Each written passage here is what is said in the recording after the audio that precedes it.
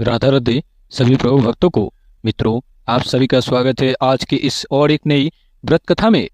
अभी सावन मास चल रही है और सावन मास की यह पुत्रदा एकादशी व्रत की कथा के बारे में, विशेष कथा के बारे में हमें अध्ययन करना होगा। सावन मास पूरी तरह से भगवान शिव शंकर की आराधना करने के लिए समर्पित होता है। भगवान शिव को संतान सुख संपदा समेत सभी मनोकामनाओं की पूर्ति करने वाला देवता माना जाता है। इनके प्रिय मास सावन में पड़ने वाली पुत्रदा एकादशी व्रत के दिन भगवान विष्णु की पूजा की जाती है। पौराणिक मान्यता है यह पुत्रदा एकादशी व्रत सावन मास में पड़ता है और सावन मास भगवान शंकर को समर्पित होता है। साथ ही में भगवान शंकर जी सभी मनोकामनाओं को पूर्ण करने वाला देवता भी माना जाता है। यदि आप निसंतान है तो इस व्रत को रखने से संतान के प्राप्ति की जो मनोकामना है वो अवश्य पूरी होती है। राधे जानेंगे इस व्रत के मूल कथा के बारे में, इस व्रत की उत्पत्ति कैसे हुई थी और इस व्रत की कथा कहाँ से शुरू हुई है।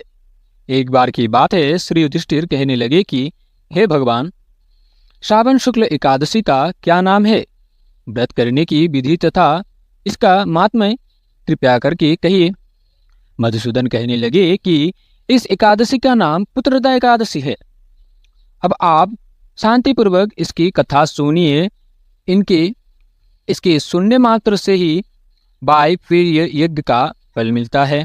द्वापर युग के आरंभ में महेश्मती नाम की एक नगरी थी जिसमें महिजीत नाम का राजा राज्य करता था, लेकिन पुत्रहीन होने के कारण राजा को राज्य सुखदायक नहीं लगता था। उसका मानना था कि जिसके संतान ना हो उसके लिए यह लोक और परलोक दोनों ही दुखदायक होता है। पुत्र सुख की प्राप्ति के लिए राजा ने अनेक उपाय किए, परंतु राजा को पुत्र की प्राप्ति नहीं हुई। वृद्धावस्था आती देखकर राजा ने प्रजा के प्रतिनिधित्व को बुलाया और कहा, हे प्रजाजनों, मेरे खजानों में अन्याय से उपार्जन किए हुए धन नहीं है, न मैंने कभी देवताओं तथा ब्राह्मणों का धन छीना है। किसी दूसरे की धरोहर भी मैंने नहीं ली। प्रजा को पुत्र के समान पालता रहा। मैं अपराधियों को पुत्र तथा बांधवों की तरह दंड देता रहा। कभी किसी से घृणा नहीं की, सबको समान माना है। सज्जनों की सदा पूजा करता हूँ। इस प्रकार धर्मयुक्त राज्य करते हुए भी मेरे पुत्र नहीं है, सो मैं अत्यंत दुख पा रहा हूँ। इसका क्या कारण है? राजा महिजीत की इस बात को विचारने के लिए मंत्री तथा प्रजा के प्रतिनिधि वन को गए। वहाँ बड़े बड़े ऋषि मुनियों के दर्शन किए। राजा की उत्तम कामना की पूर्ति के लिए किसी श्रेष्ठ तपस्वी मुनि को देखते फिरते रहे। एक आश्रम में उन्होंने एक अत्यंत वयोवृद्ध धर्म के ज्ञाता बड़े तपस्वी परमात्मा में मन लगाए हुए निराहार जितेंद्रिय जितात्मा जितक्रोध संतान धर्म के गूढ़ तत्व को जानने वाला समस्त शास्त्रों के ज्ञाता महात्मा लोमस मुनि को देखा, जिनका कल्प के व्यतीत होने पर एक क्रोम गिरता था। सबने जाकर ऋषि को प्रणाम किया। उन लोगों को देखकर मुनि ने पूछा कि आप लोग किस कारण से आए हैं? निस्संदेह मैं आप लोगों का हित करूंगा। मेरा जन्म केवल दूसरों के लिए, उपकार के लिए हुआ है, इसमें संदेह मत करो। लोमस ऋषि के ऐसे वचन सुनकर सब लोग बोले, हे महर्षि, आप हमारी बात जानने में ब्रह्मा से भी अधिक सामर्थ है, अतः आप हमारे इस संदेह को दूर कीजिए। महेश्मती पुरी का धर्मात्मा राजा महिजीत प्रजा का पुत्र के समान पालन करता है, फिर भी वह पुत्रहीन होने के कारण दुखी है।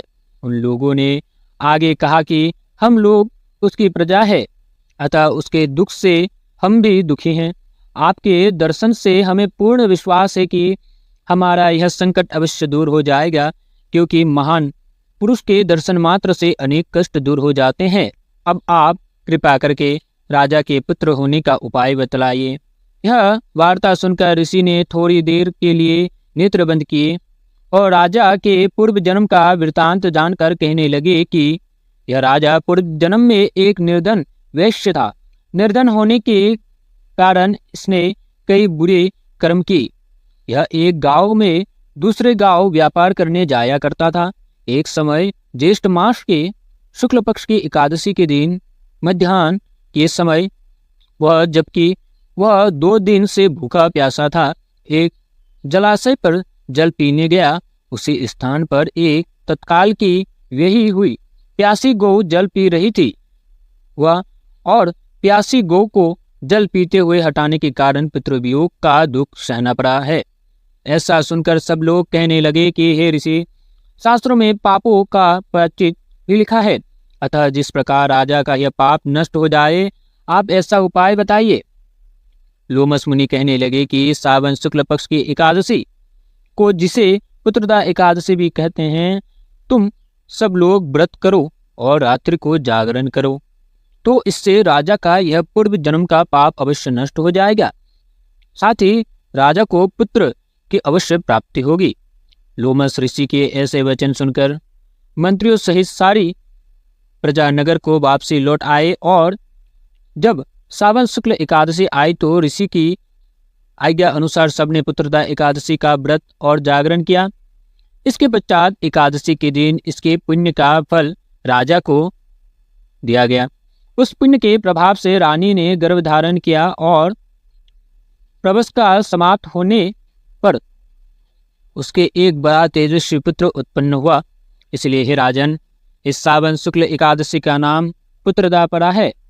अतः संतान सुख की इच्छा हासिल करने वाले इस व्रत को अवश्य करें। इसके महात्म्य को सुनने से मनुष्य सब पापों से मुक्त हो जाता है और इस लोक में संतान सुख भोग कर परलोक में स्वर्ग को प्राप्त होता है। ये थी एकादशी व्रत की कथा। इस व्रत में हमने एक महत्वपूर्ण टॉपिक एवं अर्थात महत्वपूर्ण बात को हमने सुना है। यदि आप लोगों ने इस वीडियो को यदि ध्यान से सुने हैं तो इस कथा में एक ऐसी बात भी उल्लेख है कि जब राजा ने वैश्य था समय, उस वैश्य चलते समय वो बहुत बड़ी दरिद्रता में फंसे हुए थे। एक दिन वो राजा एक गांव से दूसरे गांव में व्यापार करने के लिए जा रहे थे। उस समय उनको बड़ी ही प्यास लगी थी। वो कई दिन से भूखा था, परंतु सामने में जब जलाशय की देखी तो उन्होंने उस स्थान पर जाकर जल पीने का विचार किया। साथ में देखा कि एक गौ माता भी जल पी रही थी, तो गौ माता को दूर भगाकर वो स्वयं जल पीने लगे। तो जब उन्होंने गौ माता को दूर भगाकर स्वयं जल पीने का आनंद लिया तो वो पाप की भागीदारी बन चुके हैं, क्योंकि जल पीने का अधिकार सभी को है। इसलिए कहते हैं कि किसी को भी टोका मत करिए, जो व्यक्ति जो कर रहे हैं उसको करने दीजिए। मगर हाँ, यदि कोई व्यक्ति गलत कार्य कर रहे हैं तो आप उसको सही रास्ता दिखा सकते हैं। यदि आप उस व्यक्ति के गलत कार्य को देखकर यदि आप भी खड़ा रहे अथवा आप भी उस गलत कार्य में लिप्त हो गए तो साथ ही उनके साथ ही में आप भी पाप की भागीदारी बन सकते हैं।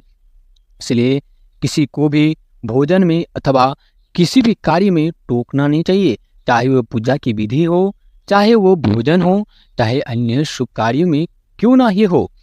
इसी के साथ ही आज की यह एकादशी व्रत हमें बहुत बड़ी चीज़ हमें सीख देती है।